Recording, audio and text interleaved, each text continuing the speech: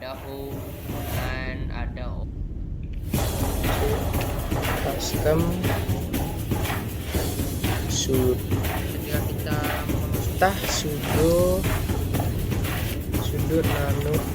Kita juga bisa melihat panduannya.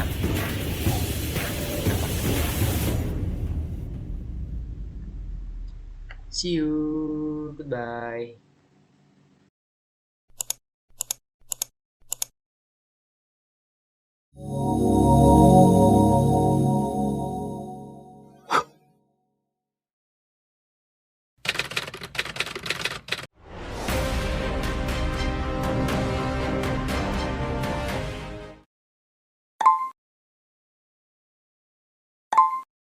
Oke guys, welcome back with me, Nicholas Tanggang, pada modul yang kedua, yaitu elemen keempat, mengenai use a port scanner to detect open ports. Pada kali ini kita akan menggunakan Nmap, a port scanner and network mapping tool to detect open ports. Oke, langsung saja kita mulai. Oke, kita bisa baca juga nanti backgroundnya ketika kita buka Cisco. Ini backgroundnya, adalah introduksinya. Terus ini ada list-listan common ports-nya. Kalau misalnya dia port 20 berarti dia adalah port FTP yang data. Kalau 21 berarti FTP yang kontrol dan lain sebagainya. Oke. Ini adalah security of logical ports. Terus required resources-nya PC with CSE Lab VM installed in VirtualBox. Oke, karena kemarin kita downloadnya yang versi terbarunya, kita sudah download yang versi yang terbaru itu yang ini, Cyber Security Lab VM Workstation. Jadi nanti dia all in one. Oke, kita langsung buka aja ya.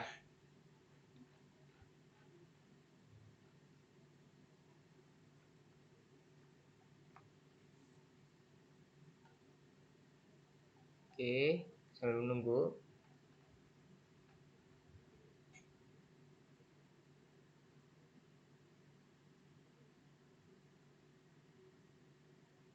Oke, kita pilih yang ini, security analyst ini, yang karena nanti menu yang ini hanya bisa akan muncul itu ketika kita buka yang ini, yang security analyst ini. Oke, passwordnya sama, CyberOps. Oke, sudah kita buka ya. Oke, sudah kebuka, terminalnya juga di sini sudah kebuka. Terus kita diminta untuk run Nmap-nya dengan cara mengetikkan Nmap. Oke. Nmap.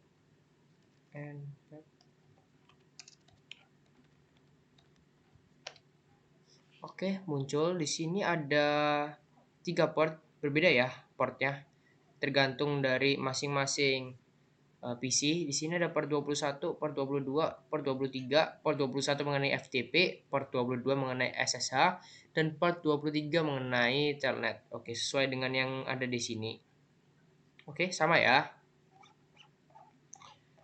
Terus kita diminta untuk input what TCP ports are open. Port 21, 22, 23. Provide a description of the service associated with each port. Oke, 21 itu berasosiasi dengan port yang FTP. 22 itu berasosiasi dengan port yang SSH. Yang 23 berasosiasi dengan port yang Telnet. Oke. Research the vulnerabilities associated with each of these open ports. Oke, jadi kita disuruh mencari kerentanan ya yang berasosiasi dengan masing-masing port. Oke, tadi saya sudah search, ada di sini untuk masing-masing kerentanannya. Kalau port 21 kerentanannya ada koneksi yang tidak terenkripsi, terus kata sandi dalam teks biasa, terus brute force attack, terus ada akses anonim sama port bounce attack. Untuk yang port 22 kerentanannya ada serangan brute force, terus perangkat lunak, kerentanan perangkat lunak, ada serangan DOS, ada eksploitasi pengaturan konfigurasi lemah. Kunci SSH juga yang lemah. Terus yang port 23 kelemahannya adalah koneksi yang tidak terenkripsi, terus brute force attack, terus kerentanan terhadap man in the middle attacks, ada akses anonim, terus kemungkinan eksploitasi kerentanan perangkat lunak, dan juga kerentanan terhadap sniffing. Oh ya, sebelumnya saya perlu menjelaskan masing-masing port itu fungsinya apa. Yang port 21 itu adalah port standar yang digunakan untuk layanan FTP. Port 22 adalah port standar yang digunakan untuk layanan SSH. Nah, SSH ini adalah protokol yang digunakan untuk mengamankan komunikasi dan mengelola komputer jarak jauh melalui jaringan. Port 23 adalah port standar yang digunakan untuk layanan telnet. Terus telnet itu adalah protokol jaringan yang digunakan untuk mengakses dan mengendalikan komputer jarak jauh melalui jaringan dan seringkali menggunakan konsol teks atau antarmuka baris pemerintah. Oke, ini ya tadi ya kelemahannya. Kita copy paste saja semuanya yang sudah kita search tadi. Oke, kita copy paste. Oke. Sudah. Terus kita masuk ke step yang ketiga. Oke, kita minimize saja. Di sini kita diminta untuk masukin command sudo nmap strip su localhost. Nah, di sini tuh fungsinya untuk scan komputer UDP ports. Oke. Kita langsung aja ikutin aja stepnya. Sudo nmap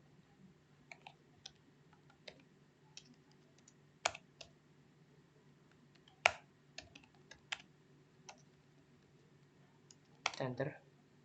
Passwordnya tadi adalah cyberops. Oh, salah, bentar. Cyberops. Oke, sudah terbuka. Sini. Ya. Sama ya.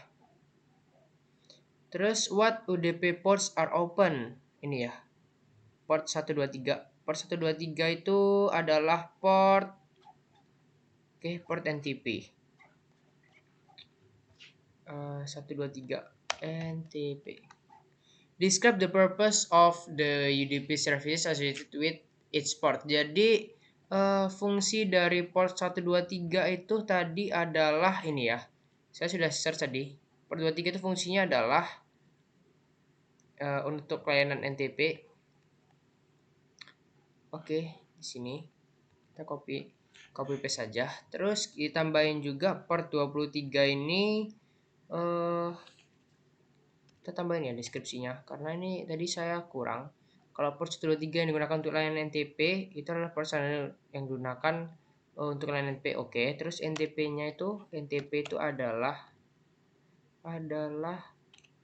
jaringan protokol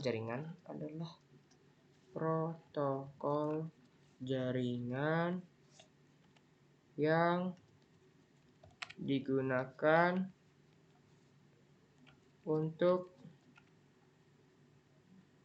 mengatur waktu dan mensinkronkan jam antara komputer dan perangkat lainnya, perangkat dan jaringan. Oke.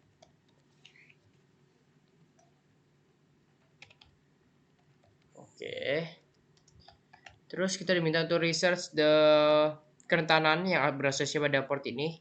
Oke, di sini sekalian juga tadi sudah saya search kerentanannya itu ada ini. Ada amplification attack, kerentanan utama yang terkait dengan port 23 ini ya, serangan amplifikasi. Serangan amplifikasi adalah serangan di mana penyerang mengirimkan permintaan palsu dengan alamat sumber yang dipalsukan ke server NTP. Terus ada reflection attack, yaitu serangan yang serupa dengan amplifikasi. Terus di mana ini penyerang menggunakan server NTP untuk memantulkan lalu lintas ke target yang dimaksud. Terus ada kerentanan terhadap man in the middle. Dan juga ada kontrol akses yang lemah, yaitu pengaturan kontrol akses yang lemah tidak terkonfigurasi dengan benar sehingga dapat memberikan kesempatan bagi penyerang untuk mengganggu atau merusak waktu yang disediakan oleh server NTP. Oke, kita minimize. Next, kita diminta untuk type the following command nmap.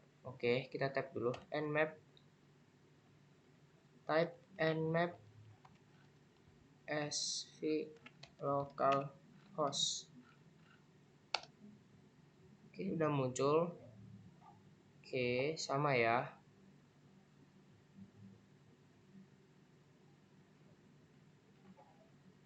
Oh, sebentar. Beda, ternyata ada beda. Kita salah masukkan komen. Oke. Kita tunggu sebentar.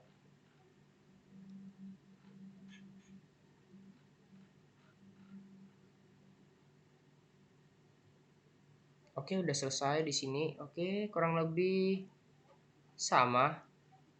Kita dengan kita menggunakan sv switch with the nmap command itu akan perform version detection with which you can use to research kerentanan tadi.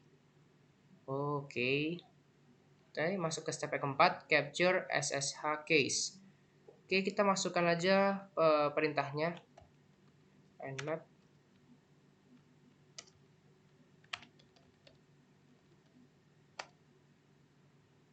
Oke, kita tunggu sebentar.